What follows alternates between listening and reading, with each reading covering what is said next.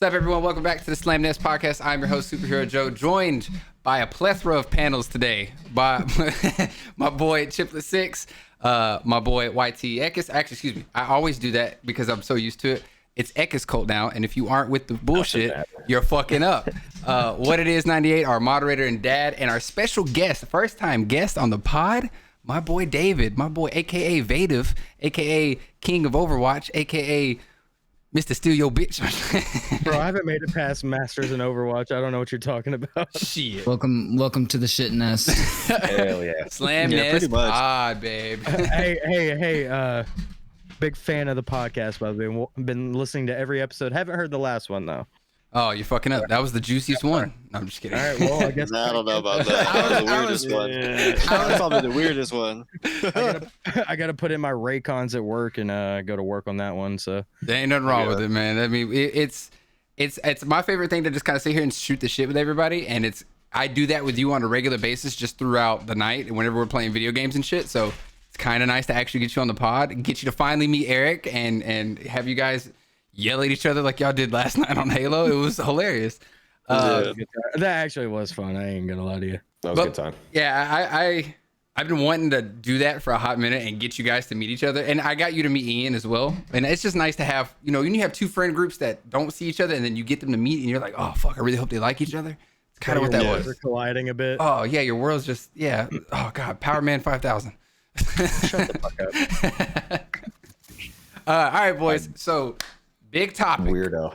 Fuck you. Big topic. I don't know if you guys know, there's a festival happening in Las Vegas, Nevada that has taken the world by storm. It's the When We Were Young festival. Oh, dude, tell Superhero Joe X. You don't have to say the X's. The X's aren't necessary. It's there for aesthetically. Definitely necessary. It's there for the aesthetic. We never talked about that. When did you create that? Were you 12? Was that your Xbox gamer tag? That's what it was for me. That's why Eric doesn't know. Eric doesn't. You never told Eric. I told Eric what? Hey, you know what's fucking I know why. I know why there's X's. Why is there? Give me the juice. I used to be straight edge. Because Joseph used to have a Twitch. He thought it was dumb, deleted it, made a new one. And what is that? Not true or something? No, you're right. So I had one. Maybe you have told me. This sounds vaguely familiar. Yeah. I've told it on stream a couple of times too. But I had a Twitch channel. And I used to stream on YouTube because I thought that was where you're supposed to stream at one point. And then I streamed to Twitch and I had a handle and it was just Superhero Joe. And then when I went to delete it, it was just because I was going through life changes and whatever bullshit. I don't know what the fuck to call it. This, bro. I was streaming from a laptop and like my Xbox. Twitch, it was, yeah, exactly. Literally like when you quit and delete your Twitch account, it's like, why are you doing this? And like you can give like a little box and I was like, this is fucking dumb. I'm not making it ever. This is stupid. It was bad. Then a year, it felt good mentally to get that off my chest. But like a year or two later, I jumped back into streaming and Superhero Joe, it wouldn't let me take it. So I had to do the X's. I was like, I can't really think of anything else. Anyway, back to the subject, you bastards. Sorry. I'll take the L on that. It's okay. My first gamer tag was XX Metal Drummer 21XX. So it's okay. Yeah, I had X's in mine. I can't remember what it was called. Mine was kind of simple. I was like fucking 7, right? And I was like, yo, I'm into death metal. I love video games. Death Points. That's gonna be my name.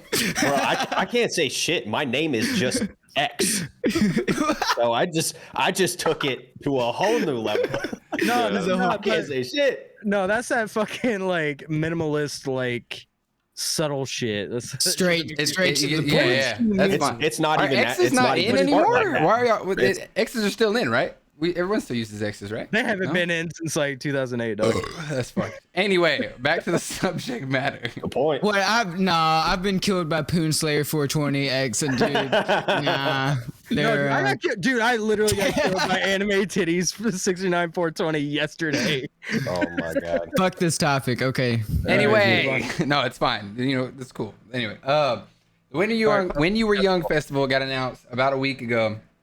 I, like many others, was super excited about it just because it's all past huge old school pop punk, emo scene bands, right? You got Paramore, My Chemical Romance, AFI, The Used, big household names. And it's one of those things that on first look, you're like, this is incredible. What a lineup. And then you start to read the details and then you start to go into it and you start to figure out what's going on. My opinion on this festival has changed so dramatically over the course of this week. Like, it has been really funny to watch on social media everyone's hot takes on the festival and people doing deep dives and digs. Because if you remember on like the second or maybe third episode of our podcast, we talked about the Travis Scott incident and how Live Nation was part of all of that. They are forerunning this show, and everyone is so cautious and guarded when it comes to this shit. And it's really fucking funny to see that, like, they are like, hey, it's $300 for a ticket. You got to fly to Nevada, and it's one day, blah, blah, blah. Well, actually, they just added a second day because everyone was complaining. Just added a second day, yeah. Which, Oh, they did? they added a second day. Yeah, but they didn't clarify. It's like, how do you run a festival? Like, there's like the Carolina Rebellion. You have Warped Tour, Download Fest, a whole bunch of huge festivals.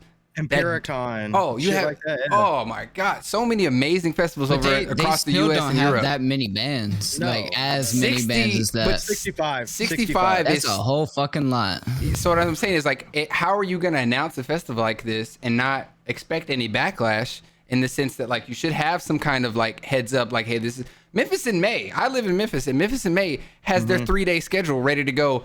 In February, I expect that tomorrow. Like maybe 2/3 of the amount of bands. Oh, and 2/3 of the, not to discredit any of the artists, but like there's no huge acts except for 1 or 2 days that you usually see headlining it, and it's Memphis in May is not that, but still, like they at least, here's your days, here's your times, here's what.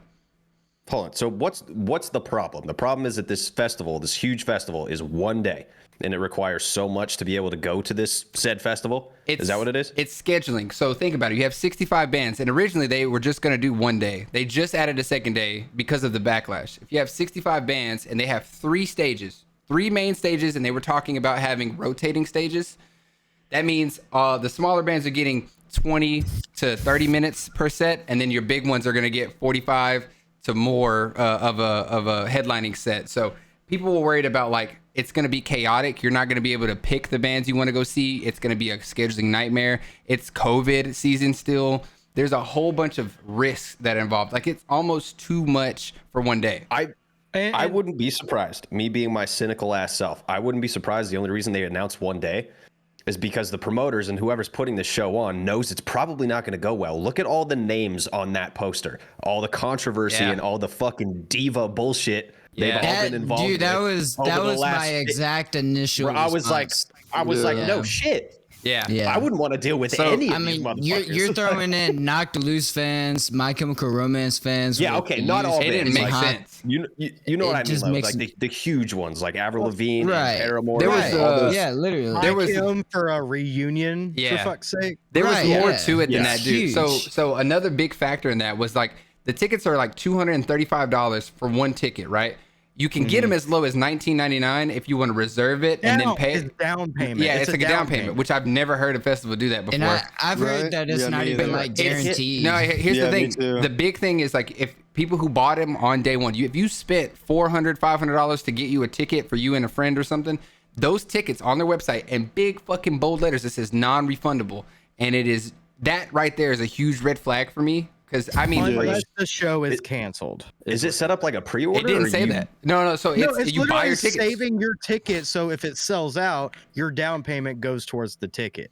It's really just kind of off the wall. Set in, but I think there's a deadline to pay it off. Otherwise, your ticket is revoked. There's just been way more festivals that have done it a little bit better. Like Bonnaroo. I'm trying to think of other festivals that just do it better. Coachella. You just get, you know exactly what you're getting on what days and how they're doing it. And this just kind of started.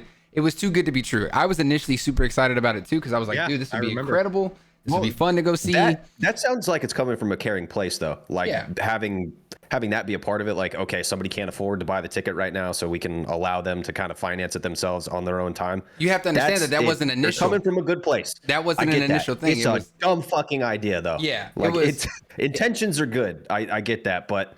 You either can afford it at that time or you can't, or not. You know? Plain and simple. Yeah, there's no need to make it that complicated. You create a lot of congestion when you do that. When it comes to ticket sales and stuff like that, if you have a ton of people that, let's say, if you have 1,000 tickets and you have 800 of those people reserve their $19.99, I mean, you've just congested that much of the ticket pool. And if like half of those people don't even go, they may resell their tickets or they may cancel the order and they may not. And it just kind of fucks up the pool of for ticket sales, and it just kind of fucks a lot of it up.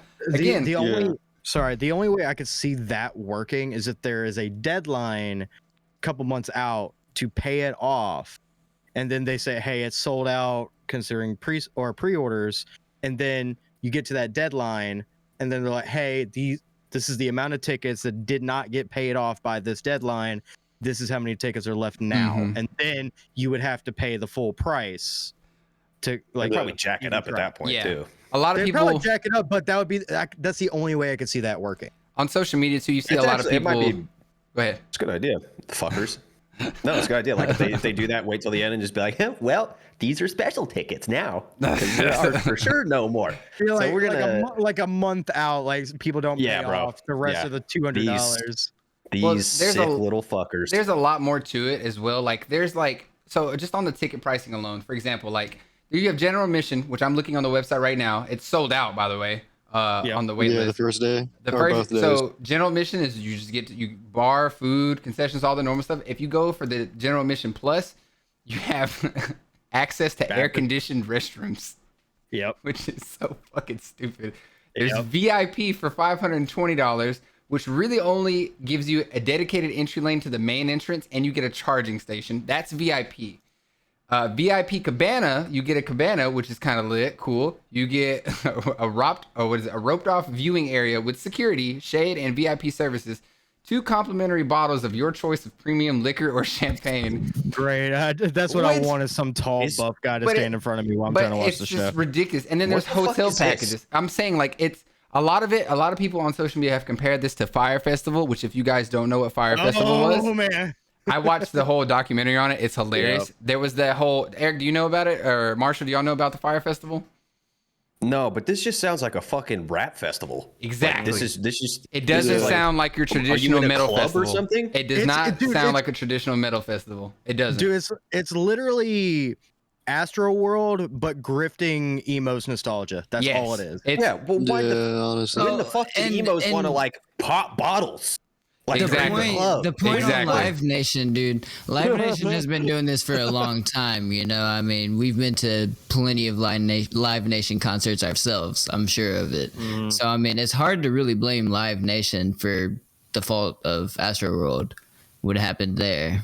Not So- entirely, but I mean, I get what some people are using that as a comparison, but like, yeah. it's just, I love the comparison to Fire Festival because Fire Festival was this huge island that some guy rented out and said, hey, we're going to do a big festival. We're going to get all these huge acts. It's going to be on a separate island away from the state. Everyone's going to fly here. There was a whole bunch of influencers that they paid to do vlogs on the whole thing. And they promised so much in like a 3-day festival.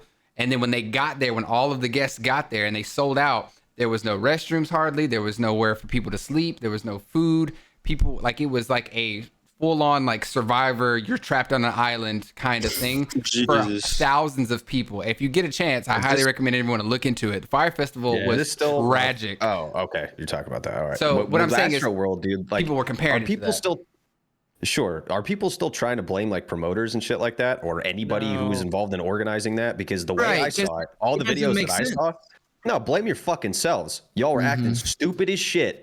I saw from the first fucking video, dude. That very beginning of the day, people hopping fences, fucking trampling each other, Crushing doing all that like- shit. Like, And no. I think that's exactly what's going to happen at this Yeah. fucking emo fest. I do. Yeah, I don't know, man. It's in Vegas, so I don't know how it's gonna. I don't know, So- because Vegas is kind of.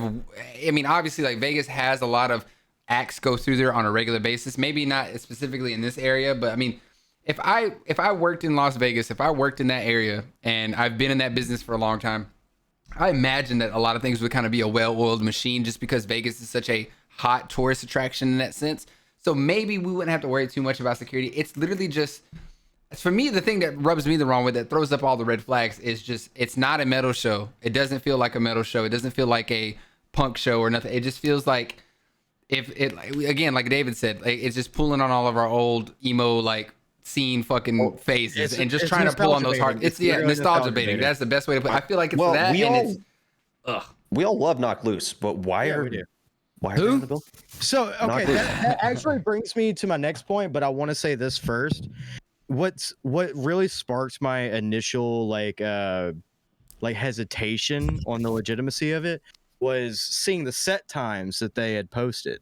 Yeah, Right? the shit. Wow, So- you guys so- really looked into this. I So- just saw the it's post fucked up. once. I just saw this. I didn't even I look into saw it. it. Yeah, I saw it. Oh, damn. Hawthorne- All right. It did. Fest opens up with 15 minutes of Hawthorne Heights. How you pronounce it? And- Hawthorne Heights. Yeah, But it 15 opens up with minutes. That's 15 not minutes enough, of Hawthorne man. Heights, but I think that's too much. the next band. Shut up! I love Hawthorne. Fuck you. No, 15 minutes. no, so like it's Hawthorne Heights from 11. It's 11 a.m. to 11 p.m. Right? So it's 11 to 11:15 or 11:20. But the next band starts at the end time. So Yeah. that's what they're using the whole rotating stage thing, and they're trying to use that as like, hey, the minute that they stop, makes another sense. band's gonna be ready to go. The problem The is setup like and if there's breakdown, three yeah, it's- stages, that means you have to pick one of those stages and stay there. Especially if you Stay got there front the row, whole time. you have to Now, hope here's- that the stage you pick is the stage you want to be at all day because it's got everything Because you need to crowd have. crush is going to be another issue, like at Astroworld. And here's my thing about the fucking what was it? The set changes is that even if you give 5 minutes max for set change, and that's including like backlining gear Mhm. and anything like that, like they all use the same drum kit the entire set, right? Or the entire like Fuck. show. Say they do that, they have the same cab set up. All they have to do is plug in their fucking pedal board and go, right? You still, if you give each band 5 minutes to set up, that's another hour and a half added to that Yeah, stage. 100%. And then I saw this, me and our friend looked up the actual venue, the Las Vegas Fairgrounds, and it's like this triangle, and then it rounds up at the top. You have the left stage and the right stage. On the right, and then there's a whole separate section for the main stage on the far left. It's like What? Yeah, it's fucking it's weird. very off the wall from what it sounds like just the layout. Like I mean, Yeah, it's fucking insane, dude. I've seen a lot of comparisons to like Warped Tour, and I've went to so many different Warped Tours. Eric played a Warped Tour one time. That was a funny podcast. I actually listened to that one. It's incredible. It's a great story. I love how Warped Tour did it because they always marketed the big stages, right? And they had a good lineup on maybe like I think they have a total of like 7 or 8 stages, and not including like what people do. Like some people would bring up their minivan or some shit and play out of their van or some shit, and that would be fun. But they gave everybody equal time to do things, and it wasn't like a 10 or 15 minute set. Every band got 30 minutes, if not a little bit more, depending on where you're at. And obviously the headliners kind of went on a little bit longer, but they were super strict about their schedule. So like if 12 o'clock was their cutoff, that was their cutoff, and they were done.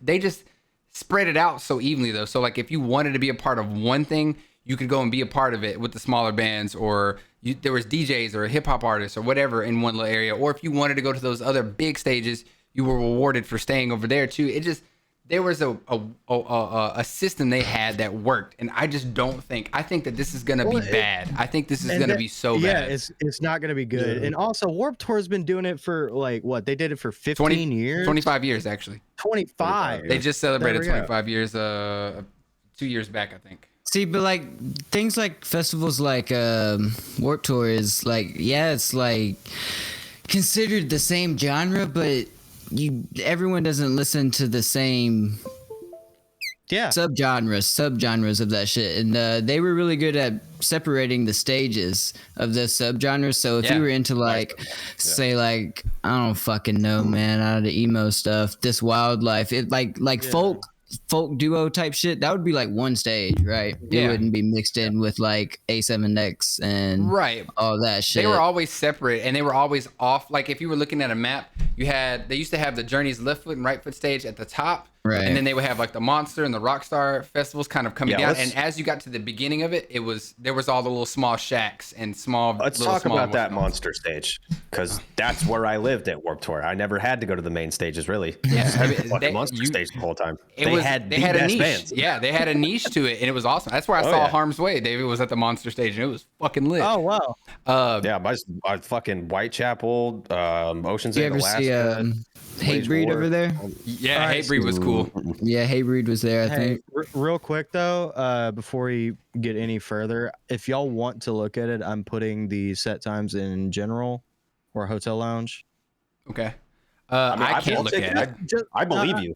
No, I'm just saying, like, what y'all were talking about, right?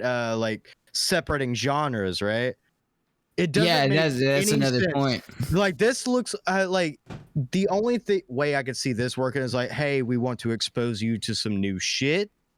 But I don't think that was what they were thinking. They just saw, all right, My Kim's one stage, Paramore's one stage, and A Day to Remember's one stage, and then we're just gonna fucking Let everything else kind of cascade. RNG. Which is already fucked. Like, Yeah. goddamn. If I had, you're making me choose between two really Like- awesome bands that I would love to go see live. Yeah, absolutely. And then it's just like you see fucking Knocked Loose and fucking Alkaline Trio and La Dispute and Wonder Years on the same stage. It just And then doesn't you make got- sense. Oh, Jesus, Like dude. What the fuck is that? all four of those are different vibes, but it's like, damn, I kind of want to see them, John. Yeah, but like, I mean, I think about it though. Yeah. You got to think like mosh pits. You got to think about circle pits, things Yep. like that. Like those are gonna be so chaotic and destructive Oh, God. that there's a lot of But the- different bands but on the here that don't stages warrant that themselves- kind of thing. The stages themselves, even if you stay at one stage, you're still getting so much diversity. So just like you said, you're gonna get circle pits and stuff.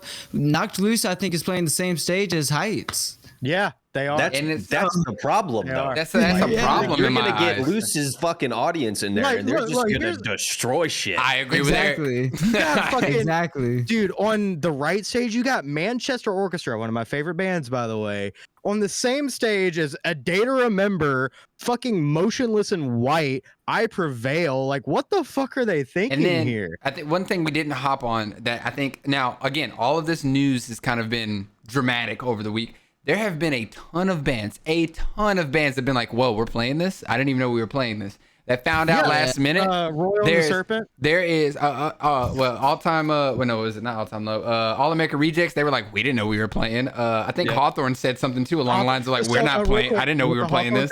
This is the point I was gonna What the make. fuck? Hawthorne actually, this is what sketches me out really hard, by the way.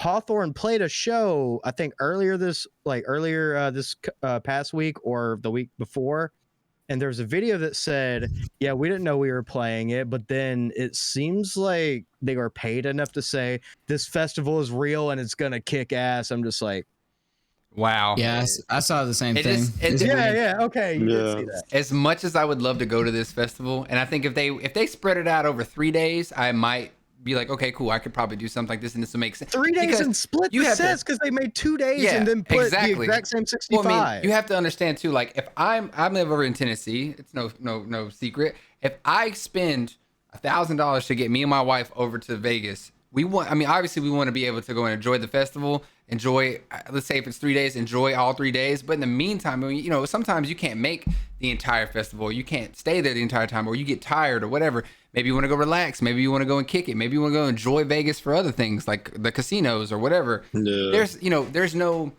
If I do this 1 day thing, like I just feel like I'd be going just kind of for no reason, and I would be wasting my time and my money when I could just go make a normal Vegas trip and actually go enjoy myself. It just feels like there's too much going on with this lineup, and there's too many fucking red flags popping up every 5 seconds. Everybody's talking either really good about it or really bad about it, and that just doesn't rub me the right way. Also, I will Oh. say though, like the memes coming from this shit are god tier. Oh, absolutely. But Like the when we weren't invited and you saw like Under Oath and shit. I was just like, damn. I feel like the people that has already purchased their tickets and stuff just didn't do enough research, and Oh, yeah. and, Oh, it- yeah, and if they definitely. did, they just didn't care. I guess I because wanted to Well, buy one, but I'm it's the most glad I best waited. thing. It's fucking sold out. I can't believe it. You could Here's probably the find it on thing. resale websites. I mean, come on, you can believe it. There's people out there who would pay for a shitty experience. They I mean, would, I yeah. do it all the time. Getting I've seen tattooed. Slipknot. I fucking hate it, but I do it anyway for some dumbass reason. I'm literally getting my arm finished next month. I know how you feel. Good luck. It sucks. I know. Um, Dude, the elbows fucking suck. Bro. all right, let's God damn. switch gears. We're hitting we're at 25-minute mark. I want to switch gears because Marshall saw Scream, and I haven't seen it yeah. yet. I've been waiting on it, mainly just because I spent money to go see Spider-Man a little bit late, so I went to go see Spider-Man. I'm gonna be so quiet for this because I don't watch movies, so y'all go for it. Spider-Man was lit, so I mean I'm not gonna harp on my Marvel kick, but I do want to hear about. We all love horror movies. Wait, have we not talked about Spider-Man on the podcast? No, I don't No. think so. I enjoyed the fuck out of it. Spider-Man? Hmm? Eric? Have you seen Spider-Man? Nope. You like Marvel at If all? it requires me to go to a movie theater, the answer is no. But do you like some of the Marvel movies? Are you into it at all? Or into comics, I guess?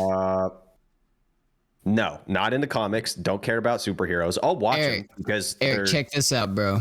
Me neither. I mean, either. No, Spider-Man is my number superheroes one. is Spider-Man is dumb. my number one for sure. I know. I've heard about this new film. I know it's a lot of fan It's pretty service. And good. apparently, they did it really well too. So Yeah, I agree. I'm totally down to see it when it comes out on a streaming service. Okay. Yeah. And I already know what happens. Wait, what Eric said, my boy. Yeah. So the I'll horror just- movies. And I fucking love movies. I'm not fire. like you, David. It's I fucking love fire. movies, bro. I live and breathe I love movies. it. Okay, in It's- that regard that you Yes. already mentioned. Yeah. So I know, again, I love the Marvel movies, but I do love horror movies just as much. My wife has this whole thing where she's like wants to watch like murder trivia and shit like that, or what if the like fucking CSI shit. I'm not a big fan of that. But I love like old school like slashers. We talked about it on the podcast before. I'm a huge Ghostface fan. I have several Ghostface masks. I have a lot of Ghostface shit. I have all the movies on Blu-ray. I love Ghostface. I love Ghostface. My daughter's favorite toy for like ever was one of my Ghostface masks. She loves it. We talked about Halloween a little bit when Halloween Kills came out. We talked a little bit about it before we started the podcast too. Halloween Kills is Marshall's mark right now for like Halloween movies, I guess, as of late. So how was Scream? What did you think about it? What did you hate? What did you love? Because I had seen a little bit, but I hadn't watched it all yet. I completely forgot that you're a Ghostface fan. I love Ghostface. So that's fine. So it hurts my Belittle me. feelings to tell you to, not get your hopes up. That hoe was so mid. It's amazingly mid.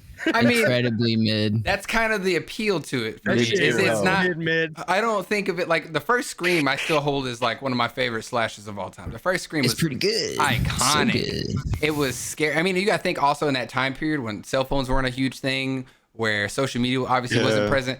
Scream was genuinely bro, scary. So like now they play on that though in this movie, right? They made it almost kind of scary. Like you seen the trailer where she's messing with her phone, trying to lock and unlock her door. Yeah. Because it has that automated shit. That was actually kind of cool. I like that scene. But I'm not gonna spoil it. But essentially the killers are just a couple of Redditors, and I'm so sick of horror movies or movies in general trying to force feed like. Imagine it's a modern neck beard. That Just, was- it's that a was neck the beard whole with movie. fucking Ghostface mask, just typing like I'm gonna kill this bitch. No, because I remember seeing the trailer that was like watching a fucking Scream trailer on TikTok, and then he sees it's his own front door. Yeah, And it's I'm like. I'm so sick of the force feeding like. I know. I mean, I they know threw we've talked Ghostface's about- voice on TikTok. I know we've talked about Matrix quite a few times, but I'm going to say it again. Like that movie, you know when they make those like the fans make like fake horrible fucking trailers, like pick scenes out from Yeah. other movies and say this new movie's coming out. It's like somebody made one of those and then made the actual movie. God, it's like like that. I mean, it's just one of Dumb those, as shit. Yeah.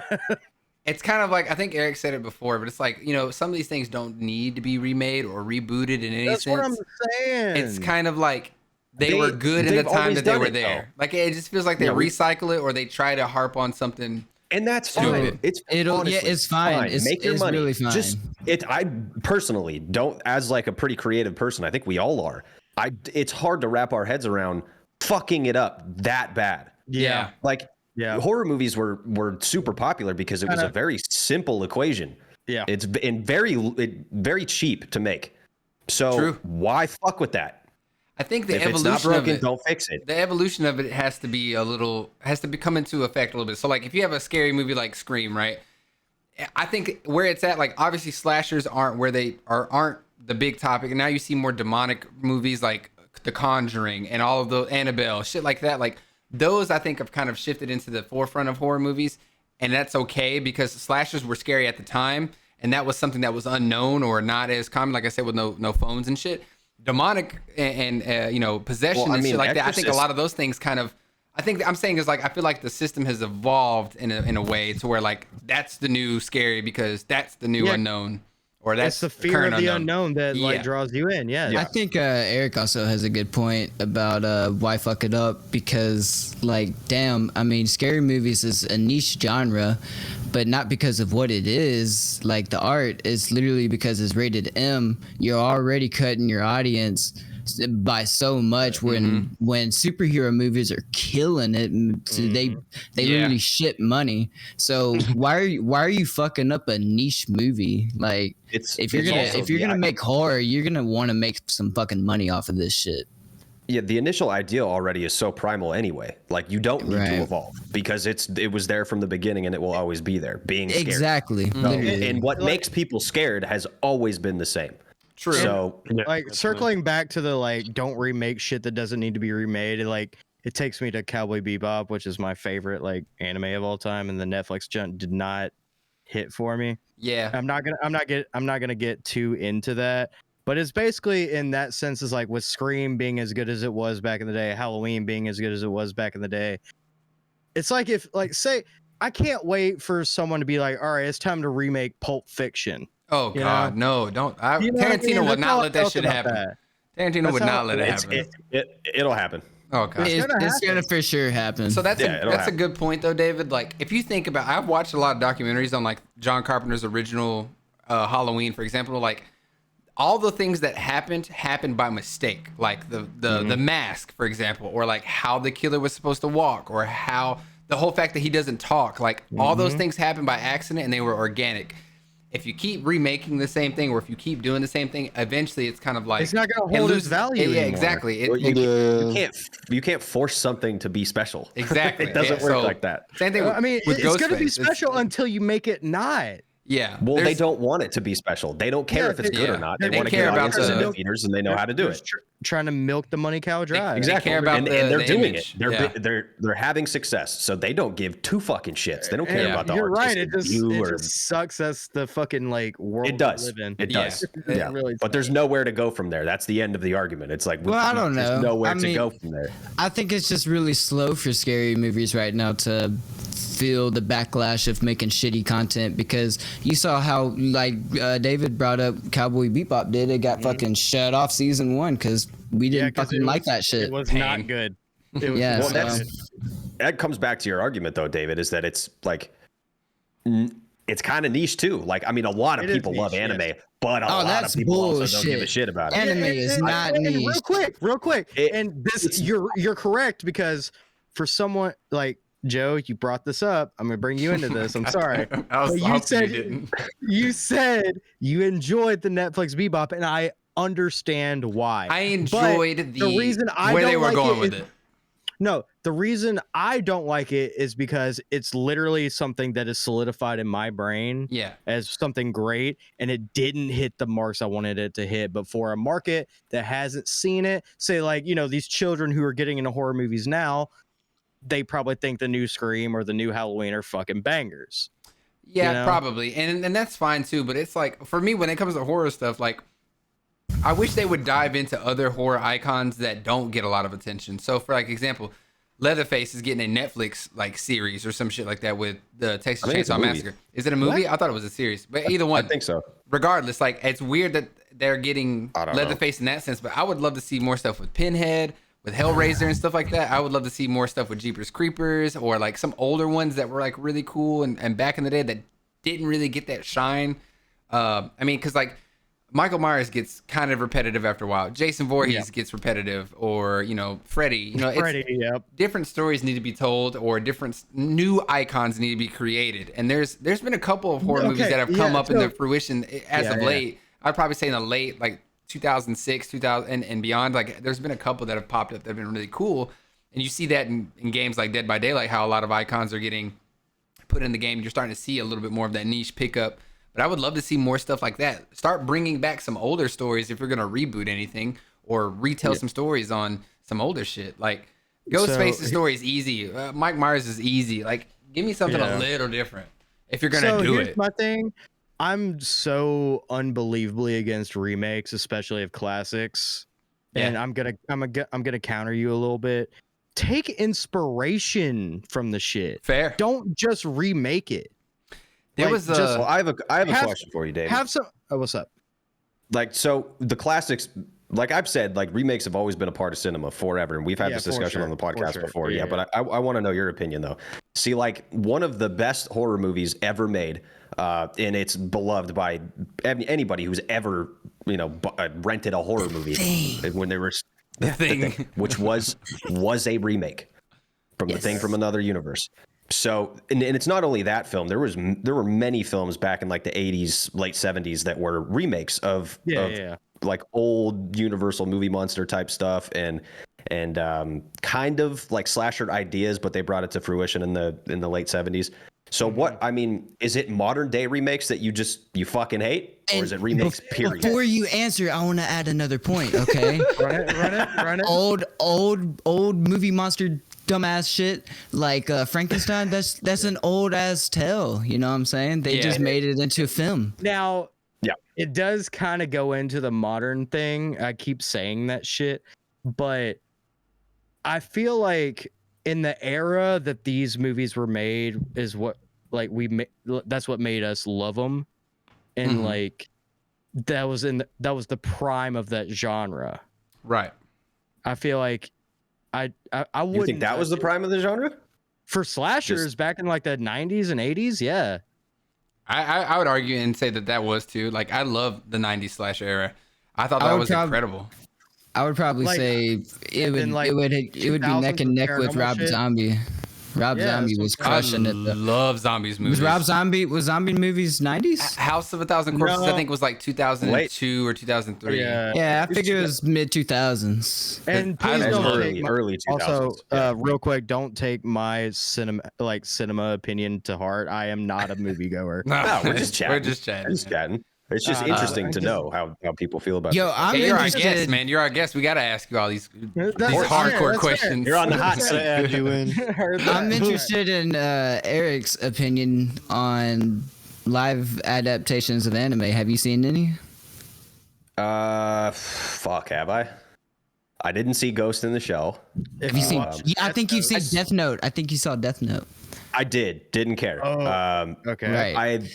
I liked the big this is gonna spiky get me haired dude. going. Right, Right. Ryuk, the demon I wanna- Ryuk is cool. I want to bring up. I want to bring up a point that Oh, I did see Alita though. I know that's manga or manga or whatever. Is that considered I anime? think I don't so. Manga is the book version know. of anime, and it depends on how good it is for it to be adapted into an anime.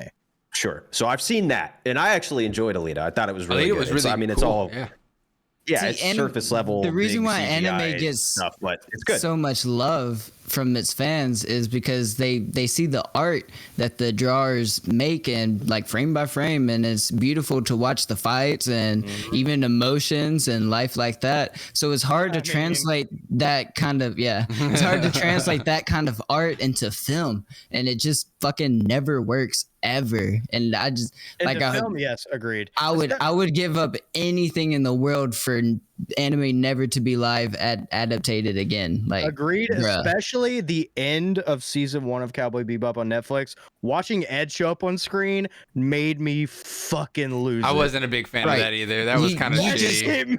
You just can't cannot translate portray. You cannot Yeah. portray an anime personality that animated.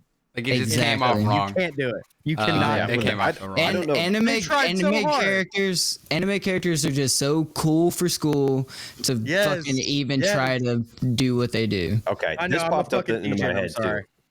This doesn't Huh? have anything to do with anime. Maybe it does, but I think Run it. like the reason why these days I just like if something comes out or I see a trailer for something that I used to like or still like I hold dear a franchise, whatever. The reason why I don't give a fucking shit about any of it anymore is because first of all, I know that remakes like 95% of the time don't work. There's been a couple that I've liked, but for me, 95% It's of the time very they don't rare. work. Yeah. It but does take also- a lot for me to like them. Yeah, but Yeah. also the way politics have made their way into entertainment Yeah. and fucking the views on gender and racism and you got to have a person of every single color in a cast, and they put all that stuff far before the story, far before the continuity of what they're actually making. Like that to me is just I get it everywhere else. Everywhere fucking else. That's a big hot topic too. And it's not only it's very much like I just want to harp on that really quick because like I get what you mean. Like I understand that those things are needed and they should be represented in most of the stories, but it shouldn't be the it shouldn't take place of it because like and not only is my bad, I didn't mean to cut you off. No, I was gonna say is Eric, I know have you seen the new Witcher season? Yeah. Okay, so like there's a ton of people of color that have taken really cool, big, special roles in the series, and it's fantastic. But it does not. I'm not fucking racist. But I'm saying no. I'm not saying that. I'm just saying like, and that's a good example. Joke. Like, that's a great example of like that did not take away from the story. It's just really cool to see those people represented that way, and you can tell that there was passion behind it. Sure. I'm saying that's a great way to put it. Is like there's good examples of it. And there are other examples where they're just shitty, and you're like, "Well, come on, man, what happened?" So like, adding on to Joe, it's like, yes, we understand people need representation, but it has to be written well to where the story is not overshadowed by the politics. Agreed. And yes, everyone does need that representation. God damn, I can't talk right now. But that comes down to as writing, Eric was saying, it's sad to see it happening to like old franchises that we love because they weren't doing that before because they're seeing that modern topics over dated media. They're seeing the influence of other shows that were coming out like Cuties on Netflix and now Euphoria on HBO. You know, it's just a bunch of weird shit on TV right now, and it's just it's kind of getting into our franchises. I've kind of like hidden myself from the Euphoria thing. I know very little, and I don't think I want to know more about that. By the way, I'm curious. I saw one picture, and I was like, "Oh, really?" The thing that bothers my girlfriend bothers me the most. I'm not watching that. So I want to say that while we're talking about new shows and shit. I started Peaky Blinders.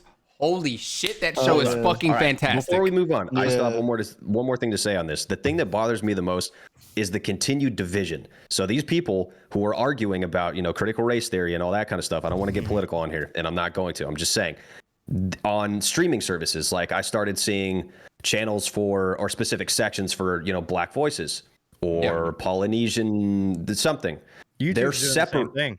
Exactly. They're purposely separating those things for what they say is, trying to be all inclusive and all things like that. What it does is the opposite. We're all the same, dude. We're all fucking humans. Why does everywhere I look, everything is about fucking race? Yeah. Everything. Very true. Or your sexual identity or what the fuck ever. I don't care. I want to watch a fucking movie. If I'm trying to like climb the ranks in YouTube and I'm like trying to get the #1 spot in gaming, but I end up getting the #1 scrawny white dude trending, Oh God, I would feel pretty bad. Yeah. Okay. Again, I'd be proud of you. I understand. It's nice, like, to look for, especially as a minority group, to be able to find creators that you could relate to in an easier fashion. But yes, if I was a part of that, I wouldn't want to be I want to be the #1 streamer, not the #1 black streamer or the #1 woman streamer. Or the separate it like that. Yeah, you're creating a divide, and it's creating tension. Because if you look at, we could harp on streamers in that same sense. It's such a double-edged sword. It's such a double-edged. It is. You're hurting a lot of people in that sense. You're fucking creating racists. Yeah, not just from that stuff. Like if you're telling kids, no matter what color they are, go ahead. It's just so fucking manipulative. They're creating races through the Nintendo. Like, God damn it!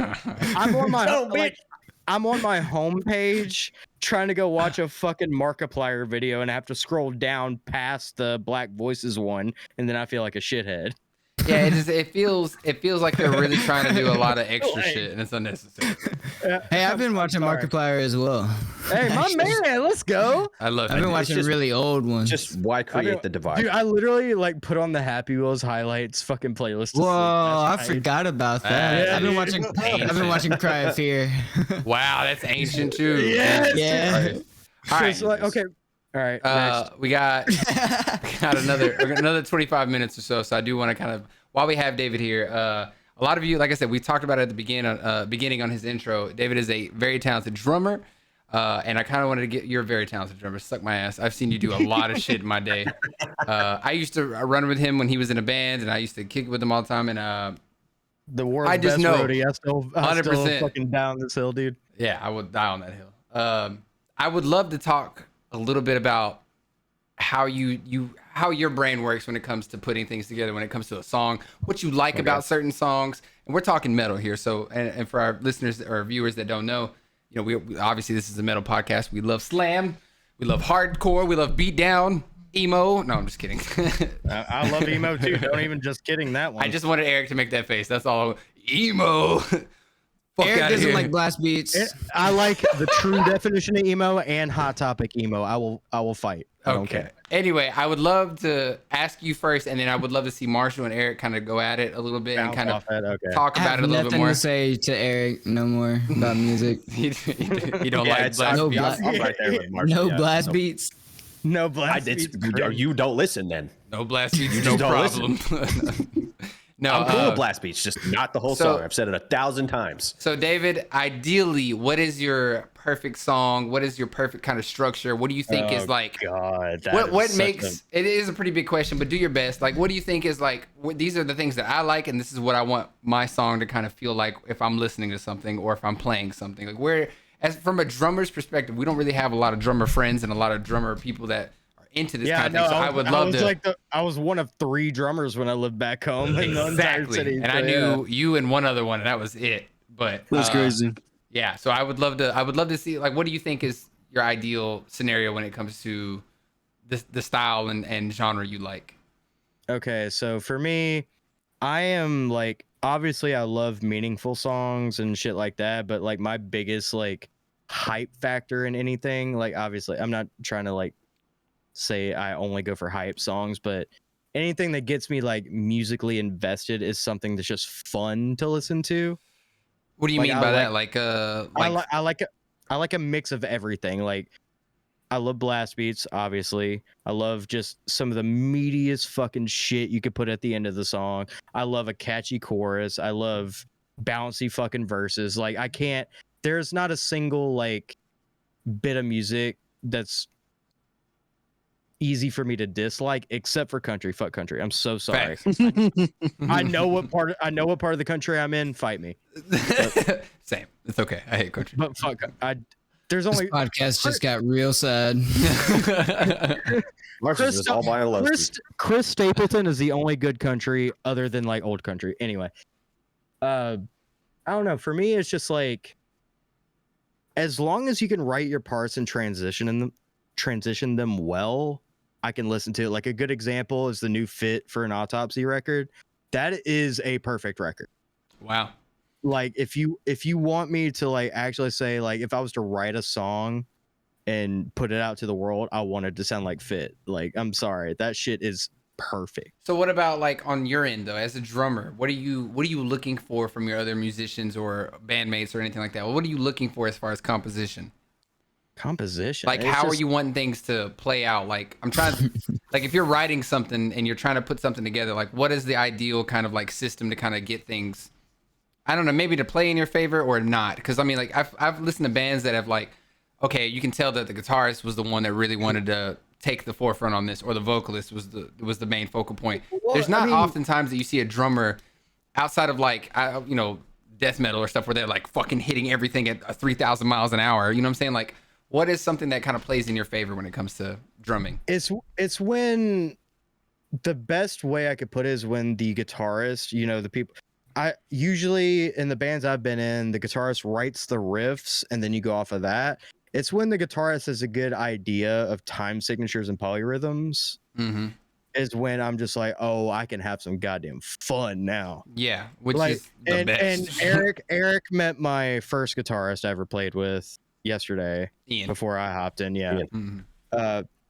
Me and him bounced off so well, and he had a really good understanding of that section of music theory that I had so much fun writing with him. And I mean, I'm still proud of that one EP we released. I really am. Yeah. Like, I listen to it now knowing that I could make it better, but at the time, it was just like he knew what I wanted.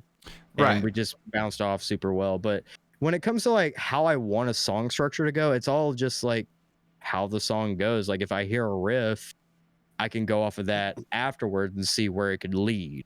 Mm-hmm. We've brought it up before when we listen to music, is we listen to it to expect emotions, and music, all it is a bunch of flutters and vibrations, and we want to expect the next thing that comes out. Especially as musicians, we like guessing what's happening next. As soon as that song is playing and you try to expect that verse or that chorus or whatever, and it doesn't come, that's the best feeling Say, like, when oh, listening shit. to music. Yeah. Yeah. So, They did and that. so like going back to the Fit record, the song Two Towers, they had like a fucking like snare build up, and then it sounded like it was gonna hit a breakdown. But you know what the fuck it did? A triplet fucking blast beat, and I was horny as fuck. I ain't gonna lie to you. Like that dude was chugging over some triplet blast beats. I'm like, this is the best shit. And then after that measure, they hit the fucking like halftime breakdown. I was like, oh, okay, dude. It's one of those Like- things that for me, like I've said it time and time again. I like beatdown for the immediate, like I know it's about to hurt. I know it's about to hurt. Instant, so you're a fan of instant gratification? 100%. Like I mean, with whatever genre I'm listening to, a lot of people know that I'll listen to like 70s old school shit, 80s old school shit, whatever. But I kind of know exactly what I want to hear.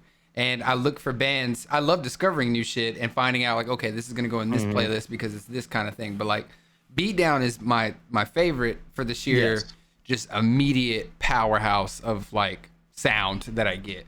I use And Kubicon as Beatdown an is example all the time. definitely Just my Matt's second. voice is like, I immediately know that there's about to be some fucking bullshit, and that's the best fucking feeling.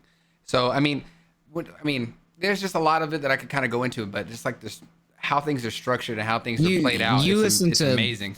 You listen to Beatdown for the same reasons I listen to Slam. It doesn't fucking matter what Slam band I turn on. I'm gonna get the same shit. I know what I'm gonna get, and I'm gonna enjoy it.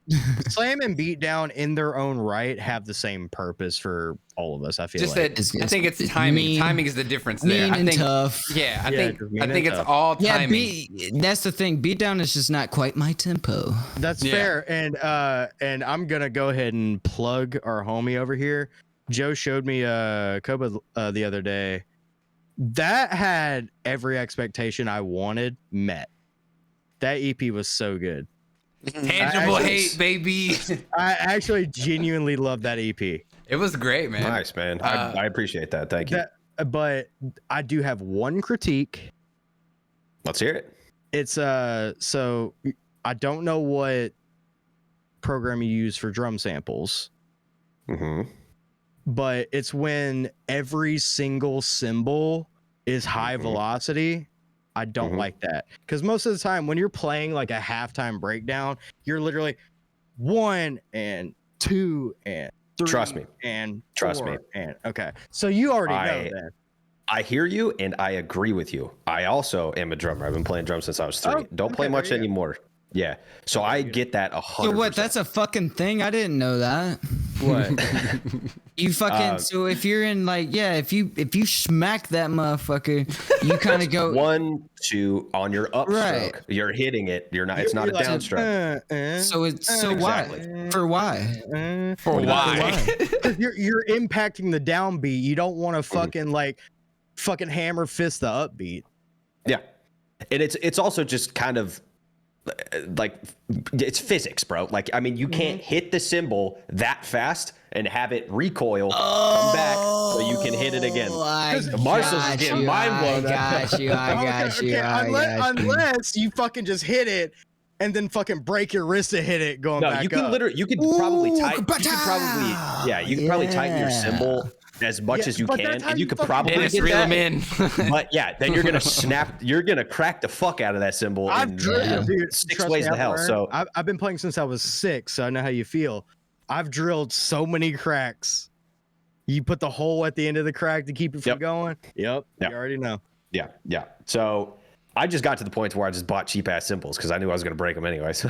But Fucking Look- thing is, I've only had cheap cymbals, and now I'm like getting to the point where I'm getting like my Meinl Byzance going. nice. Oh, Those are man. fucking incredible cymbals.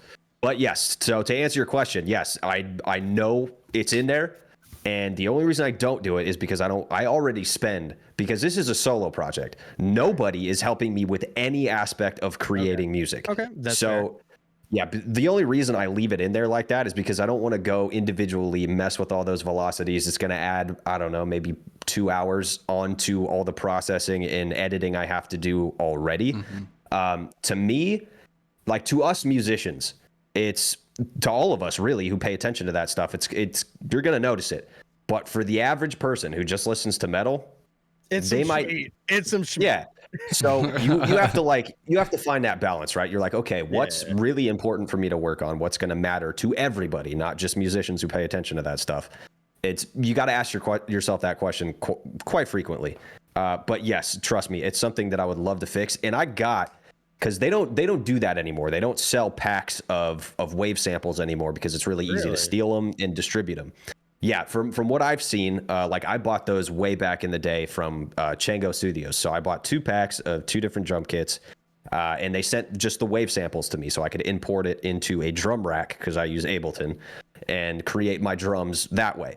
I tried doing it the new way that everybody's doing it now and is probably going to be the industry standard, which is something like Get Good Drums. So you're doing it through a VST. That's actually what I used when I had my electric kit. Yeah. And I bought it, the Architect's one, and I fucking despise it. I hate everything about it. It's so fucking unnecessarily complicated. And after I got it set up, I built my drum. I had to reset everything because when you open up the drums, it doesn't create your drum kit for you. You have to go in. No, it doesn't label them. So it'll pull up the MIDI notes, but it's like A1, A2, fucking D3, and you don't know what's what. So you got to go in there and find every single fucking drum hit of every cymbal, tom, kick, snare. You got to find everything and label it yourself. After I got done with all of that bullshit, I programmed a little beat and it sounded like ass. So straight out of the box, they sound like ass. You got to you got to compress the shit out of them. You got to put so much processing on those drums out of the box for them to sound like they do in the demo videos on YouTube. If you go look up Get Good Drums Architects thing, you'll find a bunch of people that are like promoting it, but they don't tell you like this is all processed shit. This isn't straight out the box. So it's going to take you days to dial in a drum kit using that method. That to me is dumb as fuck, especially from a creative standpoint. Backed. Right? You got an idea, you want to get it out. Backed. You want to get that idea out, right? Because you know it's going to. So the takeaway is just use Easy Drummer 2. Yeah, I guess, which I've never used either. So I like my method. It works. I know that's something that I can work on, and I hear you, and I agree with you 100%. Now for drums? What do you use for drums now? That's what I use, wave samples. That's why every every time that you put it in, you have to change. It's the same thing with setting up the Get Good drum kit. You have to change the velocity of every individual hit. So that. And I completely get you on I guess it's just me being lazy then. Probably if I had to sum it up, lazy. That's probably it, right? No. You focused on what was important. Like that's something only a drummer would notice. Yeah, or somebody who's like super Part of the reason why I wanted to bring David in was because I wanted to have that outside Did you opinion notice that, just for Dennis? that kind of thing. Not as much, no, but yeah, I'm not a musician yet. Well, then, David, you just fucked me. Now everybody who listens to this is going to notice that in my music. Thank you. Right. Now I have to go back and fix it. Re-release the EP, baby. Let's go. More monetization. Let's go. Holy shit. Hey, I have a question. Eric and David. David, do you like All That Remains? Did you grow up on that shit? Of course I did. Dude, Okay. metalcore icon. Blast Beats, yeah. And I saw them on the tour of Overcome with As I Dying, so it was good. I don't remember if they recorded it like that on Fall of Ideals, but on Overcome, the drums, it was like it like had the mics all around it, right? Mm-hmm. And the snare would be louder on the left side, and as he's like doing a roll, it would like do it like that. Like a 360 sound. Why? Pan. It's literally a pan. Yeah, it's literally a pan. Why would they record it like that? I do disagree with the snare being louder on the left. I do think snare is center kit, so it should sound center. Snare is center. But I do not like that. Like when I hear a drum roll, bruh, I like it. I like a fade. Like if like I'm trying to think of a good drum roll, like Slayers and stuff like that. How they literally just a like 1 2 3 4 1 2 3 4 1 2 3 4 1 2 3 4. Right. Yeah. I like it fading in rather than panning. Like it's loud as fuck over here, and now it's loud over here. So I do agree with you. I do not like it like sounding like you are the drummer. Right. As opposed to being an audience where you'd only hear it in one, like you are watching the drum and you hear a fill. I'd rather hear it like that. Yes. Right. But I don't mean to. Yeah, go ahead. I didn't mean to interrupt. That was my point. That was my point. But go ahead. Okay. Yeah. For I get what you're saying, Marshall, 100%, and I do agree with you. But for mixing purposes, when you're mixing, the main goal is to fill the mix. If you put everything in the center, trust me, dog, it's gonna sound like shit. Yeah, I know it. Yeah. But I've never, that. So I've never noticed any other recording of drums. No, it's an artistic choice. It was dumb as hell. Yeah. So the kick and snare are always centered. Everything else is panned in the direction that it would be normally if you were sitting at a drum kit. That's industry standard. That's how that works. So the fact that they panned the snare to the left. And the fucking cymbals, bro. I remember it, bro. Well, the cymbals, yeah, those are as y'all was panned right and left. As y'all was talking, I was fucking like I had like a nostalgic trip of like me and my earbuds, the iPod shuffle, fucking Overcome comes on, and I'm like, what the fuck is up with these drums, bro? This man heard shear on and only hears that fucking right crash. Yes. I was like, fuck. Yeah, but even when you pan stuff like that, you're not hard right, hard lefting things. That's never the case. It's more of like a 70-30 subtle. Dennis, Maybe. I want you to go back. It is subtle, but I thought it was so noticeable when I was but snare, regardless, is I would say never pan it. I don't think it's supposed to be panned. No, like snare is literally center of the kick with the kick. Let's go. Yeah, and it sits at the top of the mix. Like if you pan that shit like 30 left, that's why. Good God. Just why? It's gonna sound like shit. Also, I do blame All That Remains drummer at the time for being traditional grip. That's the only reason that happened. That's what I'm blaming it on. I want Dennis to go back at the end of this, at the beginning of this clip, where Marshall was like, "Bless beats." That was pretty good. Had a stroke real quick. That was incredible. Bless beats. No, I love it. I think it's. I love that you guys are kind of going on and. Now, we have 20 minutes left. We're going. I knew we were going to go a little bit beyond our hour mark today because we have our first guest, so I kind of want to go a little beyond it. Hi, guys. The last thing I want to talk about was All That Remains? No. So we talked the festival. We talked movies. We talked a little bit of metal. I want to talk on games while we have David here. David, what is your thoughts on Xbox taking over Activision Blizzard and buying them out for $68.7 billion? I think that is the craziest shit to come out. That's my gaming. It's honestly just a fucking opportunist like strategy. They saw that Blizzard had all of the harassment issues going on, all the lawsuits, and they're like, "Oh, stocks are low. Let's go." Man,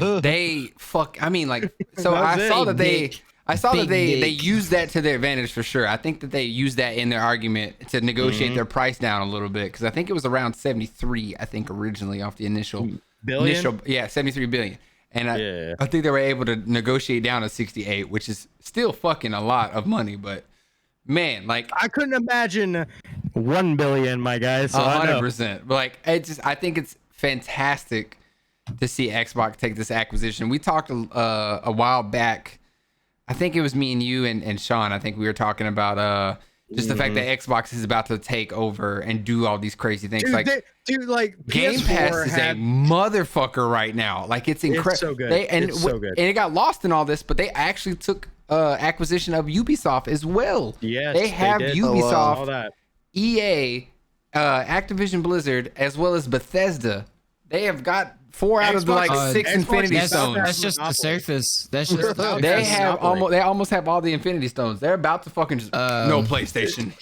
My final verdict on the whole thing is I think is pretty pussy of them to still put Call of Duty on PlayStation. Fuck out of here. So they said that they're gonna honor. Yeah, they already talked to him and said that they're gonna honor we'll put it on your dumbass system. We'll let you have Jesus. this one. As soon as I heard, I was like, oh, that's pussy as hell. Like they have to honor the contracts, which I understand. That makes sense that like Call of Duty will have some of the exclusive content on PlayStation, which is whatever. But just the sheer, weight of like you have to understand. At one point, World of Warcraft is and still might be to a certain degree, or was and still might be to a certain degree, the hugest game to ever come out. And World of Warcraft is still motherfucker. It's still untouched. It's still untouched. And Xbox and Microsoft own that now. That changes the market in Xbox's favor dramatically. Not alone, they even have Diablo. They actually own the rights to fucking Crash Bandicoot now. A PlayStation mascot is now owned by and Spyro. They now own him. Like it's ridiculous to me. Now they have that. Going off of that, imagine this 20 Wake up, Eric. fucking this 20-year rivalry, right? Halo now owns Call of Duty, and that's the funniest thing to me. Oh, dude, because it used to be a fucking battleground between the two. Halo 3, and then like I think maybe it was Modern Warfare, wasn't it? Wait, I was to say maybe a month or two later, or in that same month in November when Halo 3 released, Modern Warfare 2 released, if I'm not mistaken, and it was I think you're right. Like a Clash of the Titans essentially, where you didn't know who was going to win. Me and my brother both had the GameStop posters of both games in our room. Bro, I still have mine hidden in a box somewhere. I saved all my midnight release shit because I used to do that all the time. But it blows me away that Xbox has made this kind of acquisition, and it's just really exciting to see. It's like so big dick. It's so big dick. I don't think I was not gonna play another Call of Duty game ever. After all the bullshit that had happened, I was like, all right, I'm gonna leave this shit alone. And now it's on Game Pass. It's on Game Pass, which is one thing. And another thing, I think Phil Spencer is one of the coolest people ever. I think that he is definitely gonna clean up a lot of the bullshit that's been going on over there, and the Xbox team in general. Hey, real quick, I hope he fires Bobby Kotick. Fuck Bobby Kotick. I'm saying unfortunately, hard record. Fuck Bobby, but I don't think he can. I think he's still acting Activision CEO. All of Hell, Activision. son, I don't even know. He was the main one that was like doing the bullshit at Activision. He was a part of he was like the instigator. I guess the head of the harassment at Acti Blizzard, which was ridiculous. So everybody they own Activision Blizzard, but Bobby is still CEO. Everyone just has to report to Phil Spencer and all of them at Xbox, which is crazy. I did see it may have been a false article. I did see that he may be resigning after the deal is settled. I hope so, because fuck that guy. Because I would genuinely be like, okay, cool. I feel more comfortable because it's like we've talked about it before. Is like when you listen to a band that not everyone likes and you feel almost guilty for listening to the band. You're like, oh god, like so and so had this thing come out, or no one likes this band. Every time Azalea Dying puts out new shit. Yeah, I mean, Eric likes Eminem, so I don't know. Oh no, does he? I didn't know that. He's trying so hard and failing miserably. ain't nobody believing that shit. No. My man don't listen to nothing outside of metal. Yeah, it's a crazy fucking acquisition that I think it's definitely something I wanted to talk about and get David's opinion on. But like, there's a huge lineup of games and Game Pass. In response, like PlayStation's even talking about coming up with their own Game Pass, if not redoing their current structure, and it's forcing them to make a play. And you're starting to see all of these companies start to be like, okay, hey, the Game Pass feature is not everyone can dish out $60 all the fucking time for a game. I mean, but what the fuck are they gonna put on their fucking Game Pass if they make one? Because I mean, Kingdom Hearts is on fucking Game Pass. Fucking that's all I got for Sony. I don't fucking know. Yeah, so like it's confusing because they just started the PlayStation Studios thing, which as of recent I've been playing God of War, which was a PlayStation exclusive title. And they brought it to PC. And then you have Horizon Zero Dawn is about to come out on PC as well. This man combined the words of Forza Horizon. I'm a little drunk. I've been drinking.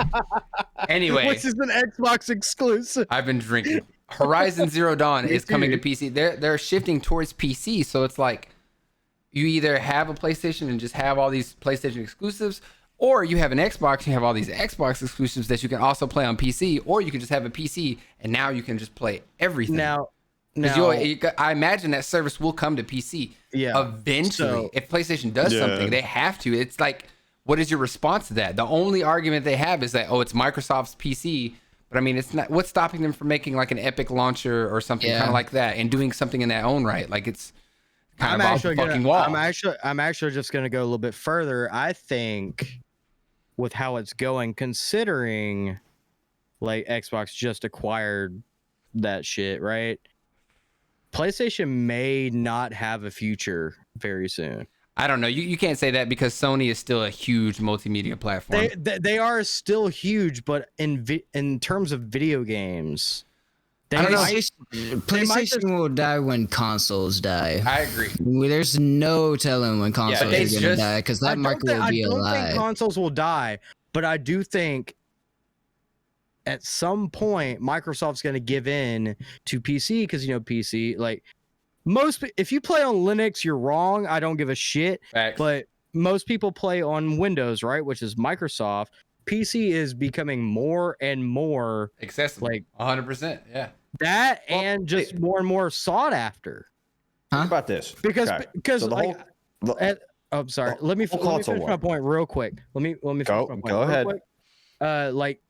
My brother is a good example. He plays on console, but he's god tier on a controller. For a first-person shooter, he's god tier on controller. But all these kids see these PC players, especially on live streaming services like Twitch and YouTube. They want to get better, and the only way they can get better is to switch to mouse and keyboard, which is, let's be honest, superior, right? I'm not trying to be that guy. You're fine. There are people who are more comfortable in controller, but it's like that. I just feel like everyone wants to try to switch to PC, and Microsoft owns the main operating system. Yeah. So I think PlayStation is gonna sit on the back burner for a lot of people. Unless they change their system, but we'll see. I mean, I agree. When it comes to this, I don't know shit about fuck, but I will tell you, during this whole console war, you will see people who push so far to one side. As long as PS5 or PlayStation, as long as PlayStation is around, people will buy it. It's like the 50, 55-year-old boomers you still see driving around listening to AC/DC. Yeah. It's over. Consoles will literally never die. That one. Consoles will literally never die just because of Nintendo. Nintendo constantly innovates what consoles are trying to be and what needs to be. And Nintendo will always keep that shit alive. And it's mega true because, like you were saying, PCs are gonna have legally all these games, PlayStation and Xbox games that are exclusive, and PCs are already emulating kings for Nintendo, all things Nintendo up until the Switch right now. True. You can emulate the Switch right now. Yep. There's no problem. It's a tricky market because I don't think PlayStation is going to die out anytime soon, mainly because they're constantly innovating what they do have. Like they just announced their new PSVR 2, and seeing them get into aggressive in other spaces is showing signs of life in the right kind of way. Like they're not necessarily fazed by the whole Activision Blizzard kind of thing because those companies still have a way to act independently. So like if I'm Call of Duty, I can still release my game to PlayStation, whatever. If I'm Bethesda, I can still release Elder Scrolls Skyrim to fucking PlayStation again and whatever. Well, those companies can still do that. Nintendo already does that because there's Microsoft games on that shit. I was gonna say, if anything, it's gonna be Microsoft and PlayStation versus Nintendo. Nintendo is still a motherfucking powerhouse. Like Marshall said, they are constantly innovating the ways that you should be playing games and how you should be playing them. And you see companies like Steam with their new the Steam the Steam Deck.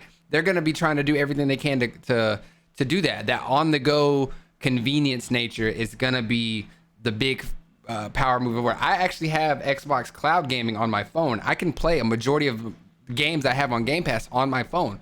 PlayStation is getting in that market as well, and their cloud gaming is going to be such a convenience is going to take over the hardware at some point, if anything.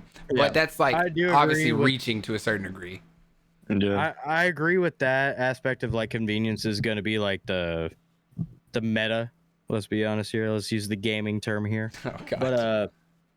But I do think PlayStation. I think PlayStation is just kind of behind on a lot of things. Like so during the Xbox One, PS4 era, PlayStation had it down only because of their god tier story-driven games exclusives. Yeah. They had Spider-Man, they had God of War, Horizon Zero Dawn, etc. And I think that era is now dying because one, they're releasing it to PC, owned by Microsoft for most people, and then Xbox acquiring all of these insane AAA companies. Maybe, but the only reason I would counter that real quick, is because PlayStation still has a ton of fucking fantastic IPs in development. If you go back and look, like Naughty Dog still has the Uncharted series, they still have Last of Us. They just released the new Spider-Man game that is gonna, or they just released the teaser trailer. Miles? No, not Miles. The new one they released, it's gonna be with Miles and Peter Parker, and Venom's the bad guy. Yeah. They have the new Wolverine, Wolverine games coming out, and then on top of that, they have Horizon Zero Dawn and all the new ones. And they just announced the new VR system with a new Horizon Zero Dawn VR game. They have some heat to compare against. Microsoft is good at acquisitioning all this shit, and it's great, but they still don't have those flagships outside of Chief and Marcus Phoenix. Like they still have these mascots, but like I'm just saying, it's always going to be the mascots versus the mascots, even if they have Crash Bandicoot and Spyro. And all that exactly. Shit. But it's always going to be a juggernaut kind of look. About to make. No. You just forgot about the mascots they did acquire.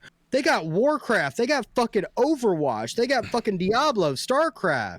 They have Tracer from Overwatch. That's the only notable name that you can think of. Do you know anybody's name from World of Warcraft? Name somebody from World of Warcraft right now. That's a mascot. Name somebody. Name somebody from Diablo. The Lich King. Yeah, from 1990. Jesus Christ. King.